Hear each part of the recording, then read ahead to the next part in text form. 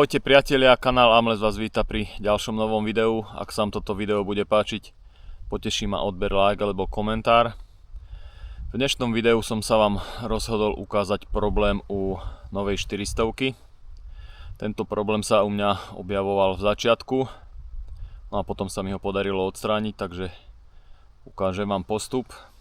A v začiatkoch som skúšal kalibráciu za tepla, kalibráciu za studená, skúšal som rôzne pomery benzínu a nič nepomáhalo. A potom som skúsil trošku znížiť voľnobeh.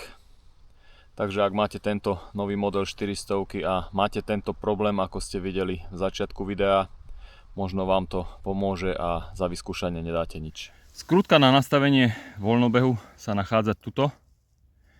Je to malý imbusák. Ale pozor, skrutka je od výroby zalepená lepidlom, čiže v tejto časti sa nachádza takáto dierka. Stamať som to lepidlo dostal vonku ihlou alebo nabrúseným pilníkom. No a potom sa dá jemne nastaviť skrutka, ale z začiatku ide otočenie skrutky pomerne ťažko. Je potrebný takýto miniatúrny imbusový kľúč.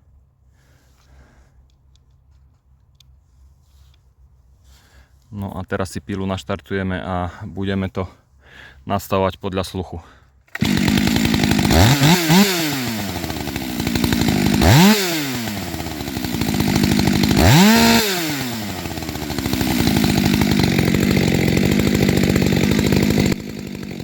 Teraz skrutku jemne povoľujem a tým sa znížia voľnobežné otáčky.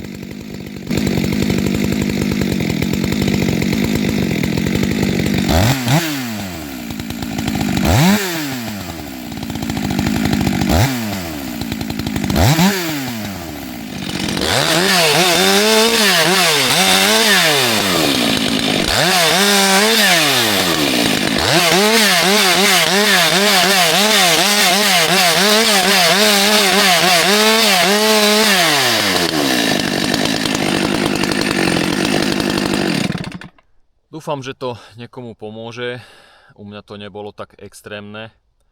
Videl som rôzne videá, kde tie otáčky padali oveľa dlhšie a ostávali skôr visieť, takže možno v takýchto prípadoch to nepomôže. Neviem, ako by sa k tomu postavil servis, myslím v rámci záruky. Je to síce zásah, ale nie je nejaký extrémny, takže ja záruku neriešim. V tejto dobe to ešte štýl nevie odstrániť a čaká sa na nejaké nové diely alebo nový software. Mne už záruka končí, takže to neriešim. Zvykol som si na to, výkon pily je vynikajúci. No a taktiež mám problém s teplým štartom. Motor chytá na druhý až tretí krát. Samozrejme nie vždy. Teraz v týchto zimných mesiacoch je to o trošku lepšie. Ale s tým som sa zmieril, nejako mi to nevadí. Najväčší problém mi robil tento zvuk padania otáčok. No a som rád, že som to vyriešil. No a ak vám to pomôže, budem len rád.